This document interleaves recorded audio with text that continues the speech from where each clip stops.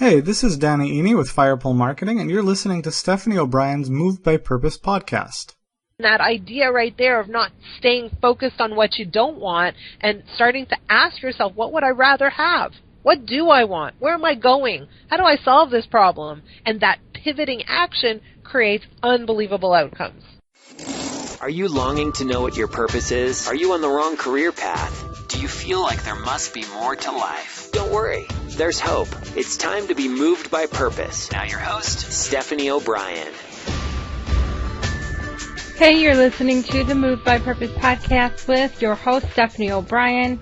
I'm going to jump right into introducing our guest today, Kim Ades. I'm excited for you to really hear about her process and method of coaching. It is very unique and different than the process a lot of coaches use. So it was really fascinating to learn about her process. Kim Ades is the president and founder of Frame of Mind Coaching and Journal Engine Software.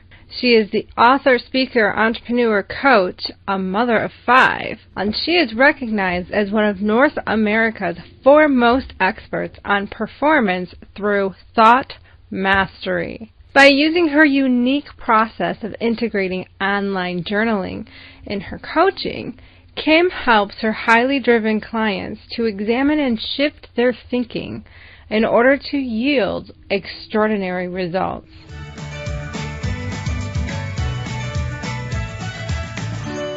Welcome to the show, Kim. It's an honor to have you on today. Thank you so much. I'm super excited to be here. Yes, and thank you for your patience. We had some technical difficulties on my end, so I appreciate you patiently waiting for that to get worked through. Oh, no problem at all.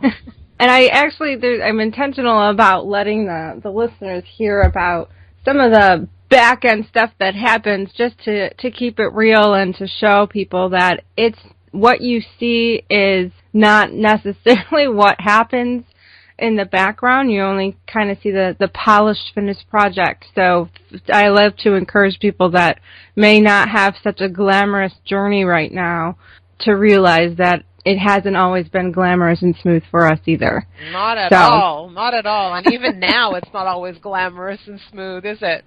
Right. Nope.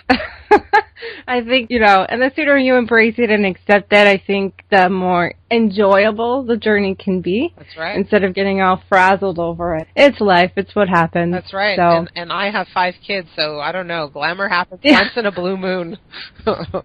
Wow. So I would love for people to really get to know what were the events or things in your life. Maybe it was a work history or significant events in your life that has led you to doing what you do today with Frame of Mind Coaching. Well, that's a big question, so I'll try to go back in history, but make it quick. I used to own another company called Upward Motion, and we used to build simulation-based assessments. And the purpose of those assessments was to help companies make better hiring decisions. And so we tested hundreds of thousands of people to really determine who would be a top performer in any field.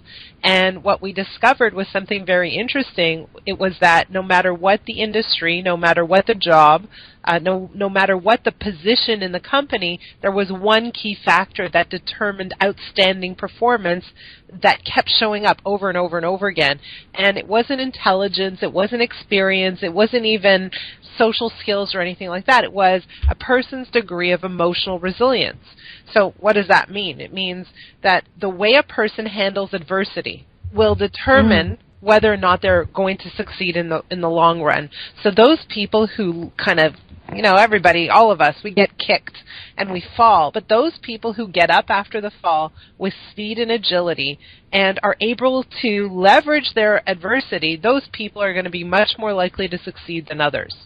And so that was part of my history. I ended up selling that company, and to be honest, I own that company with 2 other partners. One of them is now my ex-husband. So I had my own adversity, and I ended up going to work for a coaching company. They found me, they recruited me, and they hired me. And so I got a taste of coaching for about 9 months. And my taste was, man, I see what they're doing, and I think they're doing it wrong. And so that view of the world, combined with this whole concept of emotional resilience, started me thinking, and I thought, man, what I need to do is build a coaching company that really helps people strengthen or fortify their emotional resilience. And that's how Frame of Mind Coaching was born. Wow. And I just had a guest on, Joan Sotkin, who talked very much about that emotional resilience and touched on the power of managing your emotions or building up, some people call it emotional intelligence. Now, I'm wondering, is emotional resilience different than emotional intelligence? Emotional intelligence is being able to read situations and tuning into a part of your brain that interprets things in a way that allows you to respond and create positive outcomes. So that's very important. And what I would say to you is that emotional intelligence follows emotional resilience. Okay. Okay, so you need a little bit of emotional resilience in order for the emotional intelligence to be built. And so, when something bad happens to you and it hurts and it's painful, whether it's physical or emotional or whatever it is, the way that you interpret those events will determine how you respond to them.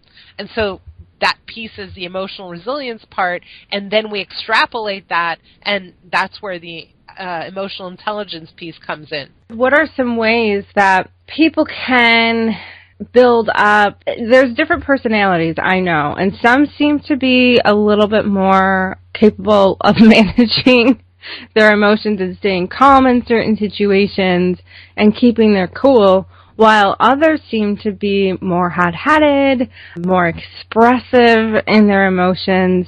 Have you noticed in your research if there were certain personality types that had more work to do in order to succeed? Yeah, that's a really interesting question. What I have found is some people have an already natural, predisposed kind of character that has a slightly stronger emotional resilience to begin with. Other people aren't there. They really struggle. And even though you can shine the light on what they're doing and how they're showing up, and how they're showing up is really contrary to what they want to achieve, they still struggle. And so it's like there's a bit of a blockage. There's a stubbornness. There's an attachment to being hot-headed, if you will, or to seeing the world through a very, very specific lens.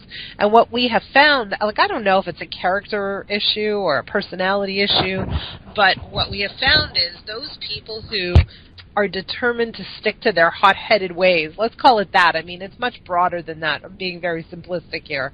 They typically get some type of pleasure, some type of reward for doing that. And, the hot-headed can be replaced with people who feel like they're victims, or people who feel like they're constantly up against the odds, or people who feel like they can never win. It's the same concept, but they get some type of reward for going in that direction. And I love that you have stated that, because I actually just recently read that. Reviewed that. It wasn't like a new idea for me. And they also said the same thing, where if you've had, and typically like to go deeper than this, sometimes that hot-headedness or that almost victim mentality is rooted in maybe an injury that happened in the past, like if you were bullied. Yep. So you kind of give like anger then, and that hot-headedness was a protective measure for you when you were younger, and it became your friend. Well, actually, that's exactly right. And what we find is that the tactics or strategies that people may have used in the past to cope with events that may have been successful for them and worked to protect them and save them and do them a service is not always applicable now. So what got you here won't necessarily get you to your next destination. Right. And as long as you have almost like a trust in that, it's going to be hard to let it go, because you put your trust in something that once served you that is no longer serving you and preventing you from seeing success in other areas. That's a really great way to put it, and that's exactly true. And what they do is they build a pattern. They build like an instinct, a knee-jerk reaction under certain circumstances to respond and react that way because it has served them in the past. And now they don't quite get why it's no longer serving them. And so, what we do in our coaching is we show people how their behavior behavior, but more so their thinking really often contradicts the very desires or the goals that they have. Yes. I mean, I've been doing this and really intentional. Like, I make it a priority to practice what I preach.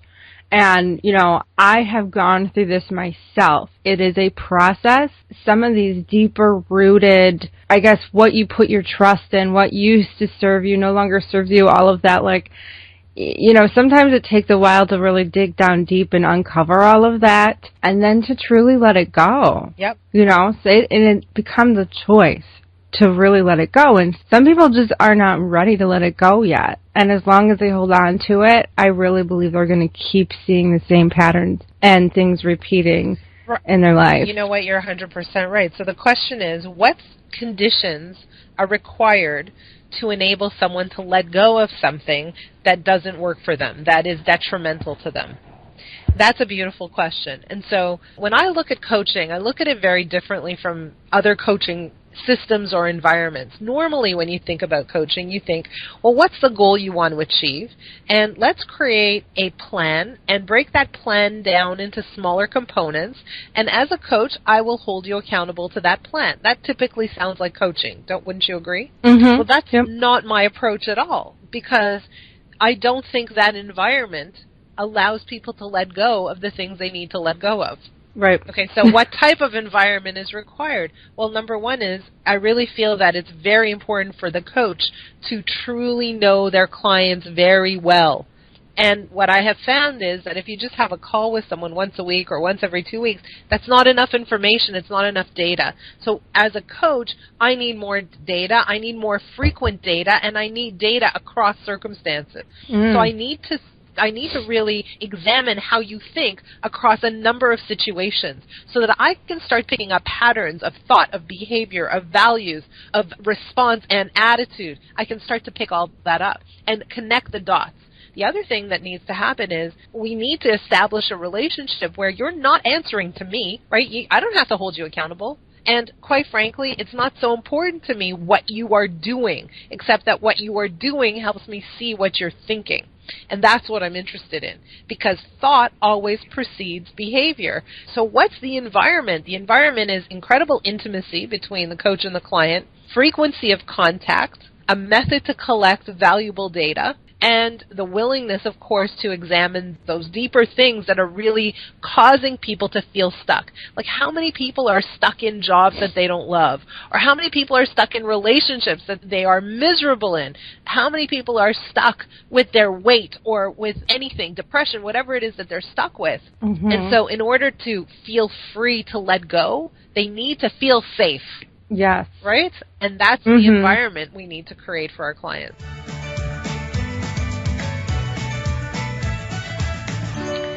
I really agree with you about having to get a good grasp on really getting to know the person.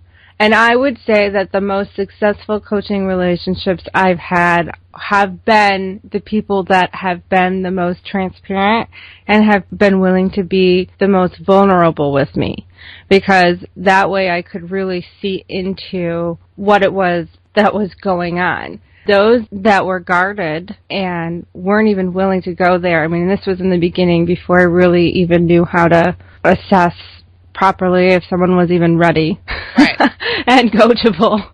They weren't the greatest results. I mean, it was interesting, like in the very beginning, like my first couple clients, like the moment we started getting somewhere and starting to get to that point where I felt like there was ground getting covered, it was like they panicked and they would just run away and leave. So I think that willingness to be vulnerable is very key in order to get the progress. You know, I was looking over your stuff, and I know that journaling is a big piece of what you do. Yep. Do you find that people are really willing to do that, or is it kind of a fight? I almost feel like, oh my gosh, if I let someone read my journal, that's too personal.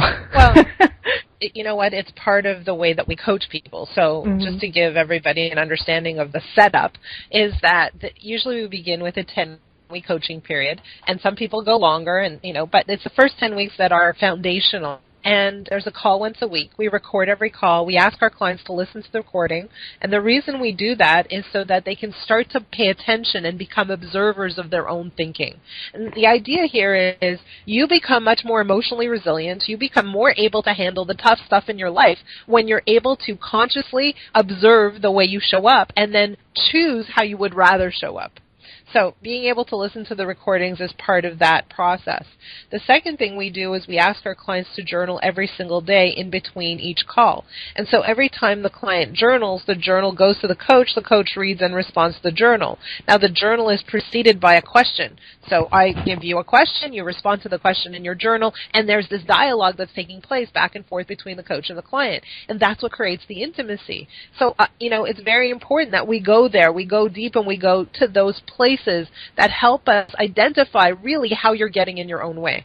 And so do people have resistance? Typically no. They know that this is the program, and that's why they choose this program over and above other programs, because they know that in 10 weeks they're going to move a huge distance. That's what we do for our clients. It requires the desire to jump in and really work with your coach as a partner, right? So Very true. It's not about, you're not answering to the coach. It's not that setup. It's really allowing your coach to take a good look at what's going on so that you can see it too. And then I can't express the amount of relief and liberty and freedom and joy that people feel in that 10-week process.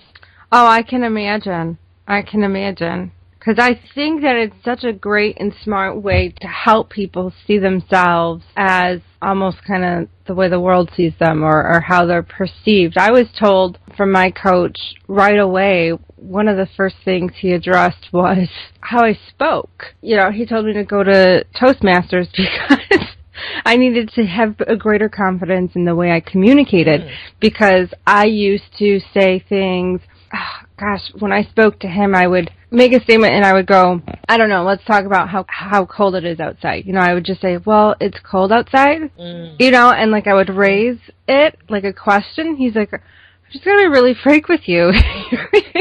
You sound really uncertain of yourself. Yeah, good catch. So, and then he encouraged me to listen to myself, record myself, and obviously I podcast now and listen to myself and evaluate myself quite often and have gotten much better over time. But yeah, just that whole evaluation process. And that's just for improvement, but I also think there's a powerful piece to that too, is just to see, I started videotaping myself as well when I practice for a presentation or practice in front of the mirror. And I'm like, wow, body language really needs to improve here. So I do think there is that power in evaluation. I'll tell you a funny story. I was working with a speaking coach, and I know my material, I'm comfortable on stage, it's not a problem, but one of the things she pointed out is that when I speak, I put my fingers together, like, the Italians do, they put their fingers together. So I put my fingers together to emphasize things. She goes, when you do that, it looks like you're pointing at people. And you're being, stern and mean. And I'm like, whoa, I didn't know that. I'm just being expressive, I thought. And she's like, no, don't do that. Stop doing that. Don't put your fingers together. And, don't use that method of emphasis. Yes, little details like that where, like, if your hands were more open and your fingers were spread apart, that's softer and more welcoming and approachable than if they were stiff and tight together. That's too authoritative. Exactly.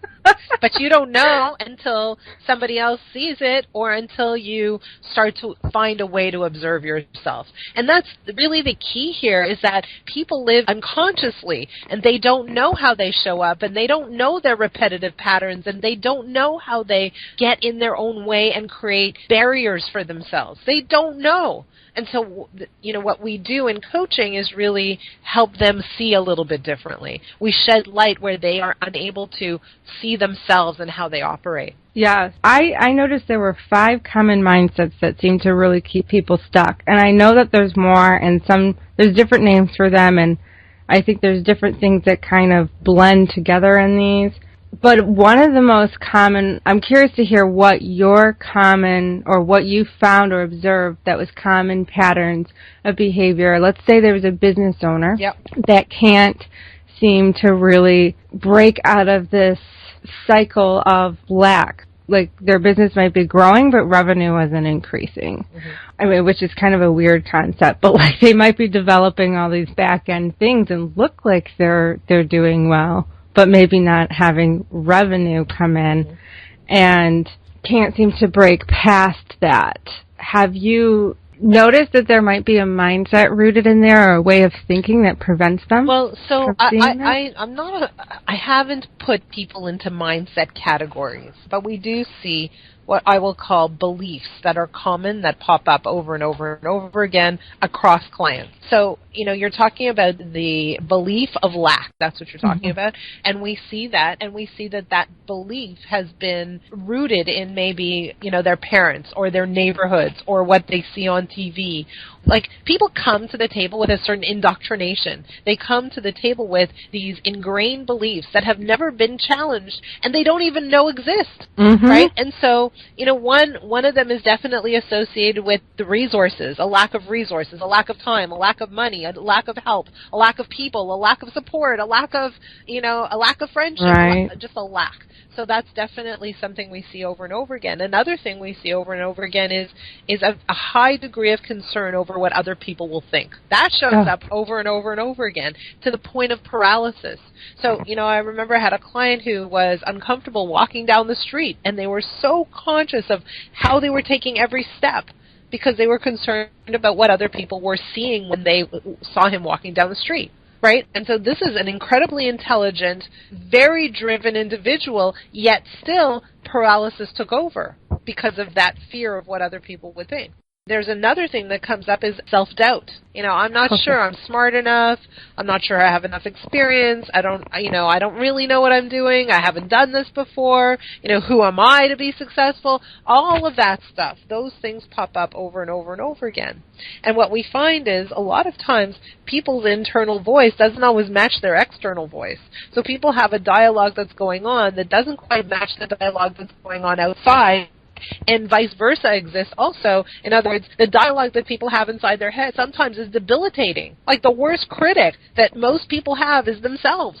The people aren't kind to themselves. They beat themselves up over and over and over again. Man, if you had a friend like that, you'd fire your friend. So true. Yeah. People can be very brutal with themselves. It's unbelievable. Mm-hmm. I mean, including myself, and I have to remember to be very gentle with myself and be like, hey, sometimes I just have to snap myself out of it and be like, hey, cut it out. Oh, my goodness. Yeah. Like, have some love for yourself today, please. Yeah, exactly. Because I notice also if I'm in that way overly critical, super, judgmental, there's one thing to evaluate self-evaluation, and then a whole other thing to get super obsessive and overly critical about it. And it's not constructive criticism. It's like bullying yourself.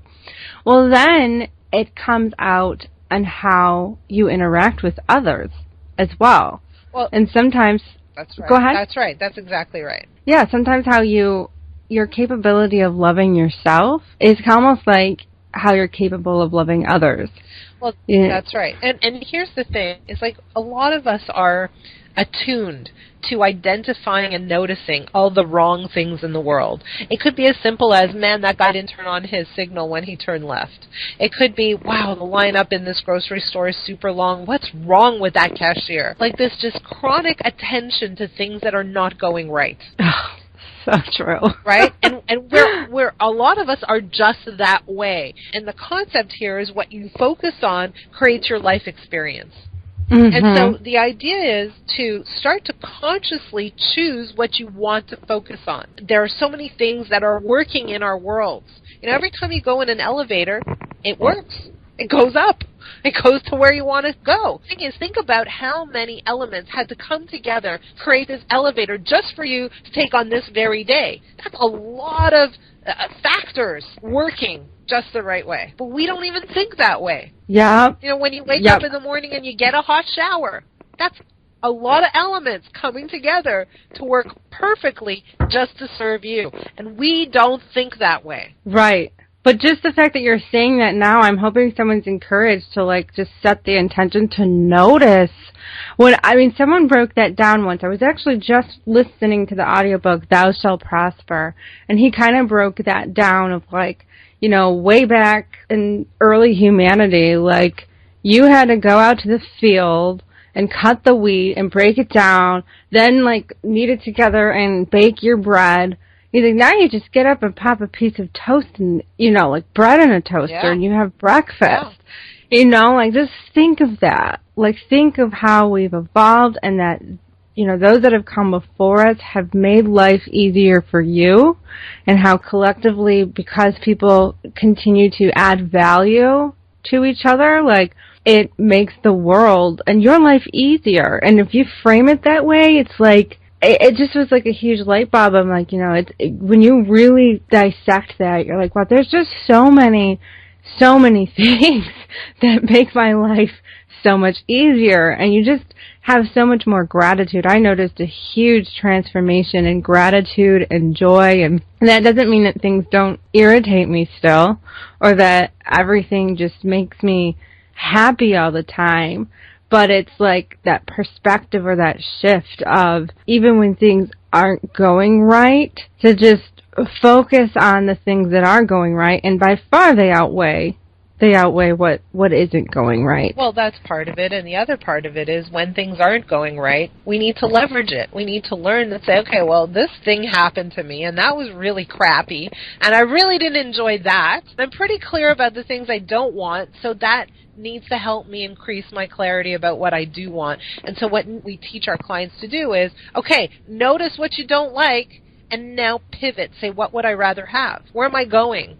How does this inform me? How does this increase my clarity? And that idea right there of not staying focused on what you don't want and starting to ask yourself, what would I rather have? What do I want? Where am I going? How do I solve this problem? And that pivoting action creates unbelievable outcomes.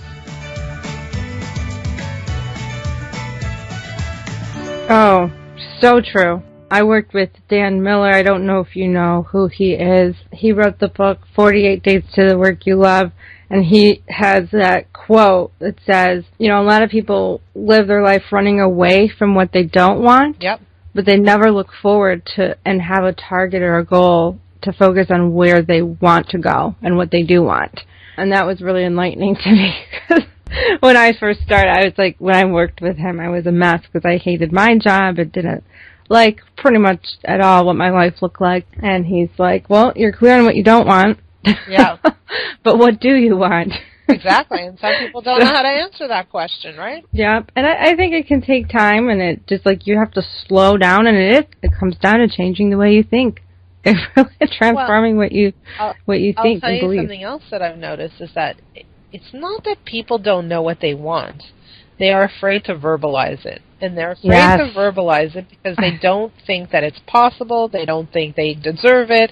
They don't think that, you know, like, verbalizing it might mean that somebody might have an opinion on that, and so on and so on. And so there are a million reasons that I see that people just kind of keep their real, true desires very, very hidden and don't give themselves space to entertain those desires because of straight-up fear, paralysis, etc. Mm-hmm. You know, I've had a lot of clients that would say how, and there's a lot of work and everyone's had a different process, but I would caution you to a degree I feel like you need solid relationships and supportive relationships in your life instead of the toxic ones, because there have been people that have voiced a dream and then were instantly torn down for it. Like the black crab syndrome of their whole environment and who they were surrounded with. They were all miserable. It's like misery loves company. Like, they didn't want anyone to succeed. They didn't want anyone to be positive or happy or to change. And so the moment someone shows up and is like, hey, I'm gonna change something, and they're like, nope, your idea is terrible. You're never gonna succeed in that. Right. Just like, you definitely want to articulate and express it, but also just be careful who you're doing it to and around, because I've seen people do it too early or to the wrong people. Right. Before they were ready to handle that type of criticism, and it just fed that fear of rejection and criticism. Right. And you see, that's the other part, is that what we find is that when we coach people, those negative people just fall away. They just leave. They leave the scene. And because we don't have time or patience for that, and we're busy focusing on the kinds of relationships that are fueling and feel good and help us grow. And so, I don't spend too much time, honestly, with my clients. I really help them focus on the types of the relationships they want. And when they are experiencing relationships that they don't want, again, we use that as a leverage to help them get clear about what they would rather have. On top of that, we really fortify them, so when they do get negative feedback, okay, big deal. It's somebody else's opinion. It's not the be-all and end-all of anything. It doesn't have to mean anything, right? So we help them stand in their own desire, regardless of what other people think. Yeah, and to get out of their own way. Exactly. Well, it has been a pleasure talking to you. I have a couple more questions, and that is, what resources, whether it's a book or tools or a process maybe, do you recommend someone start off with that really resonated with this and would like to kind of explore this further to really get unstuck? So I'm going to offer you two concepts. One is, for anyone who's listening and you're thinking about, how do I get out of my own way? I strongly recommend that you start journaling. The power of journaling is off the charts if you commit to it on a daily basis. So the first question you want to ask yourself is, what do I really, really want? Number two is, what would my life be like if I never had what I really, really want? Like, how would I be with that? And then the third question is, what's preventing me? What's stopping me from having what I really want? And those three questions, and answer them in sentences, not in point form. Those three questions will be the entry point to help you really start to see how your thinking is either propelling you forward or standing in your way. And really what's going to happen is your beliefs are going to surface, and what you want to do is start challenging the beliefs. I don't have time to have what I really, really want. I'm a mother. I have other obligations, and therefore I can't have what I really, really want. What you want to do is say, really? Is that really true? You want to start to poke holes in your beliefs, especially ones that stop you from living the life you want to live. So that's idea number one. Idea number two is, I invite anybody who's interested to assess their frame of mind. And so what does that do? It allows you to see where you are now. It's very hard to move to somewhere else when you don't know where you are, right? You need your bearings. And so assessing your frame of mind is really, really critical, just to get a snapshot of where you are in your life with respect to your profession, your career, your relationships, your health, etc. And so on our website at frameofmindcoaching.com, we have an assessment, and I encourage people to go and try it out. Awesome. And that's where people can connect with you, Frame of Mind Coaching? Frame of Mind Is that the best way? Yeah, frameofmindcoaching.com. Okay, perfect. I highly recommend you guys connect with Kim over at Frame of Mind Coaching, or check that out. Check the resources out. Journaling is powerful. 3 powerful questions. Really, take the time to do it. Make the time, value yourself, and make the time to really honestly answer those. And I definitely think that's a strong suggestion.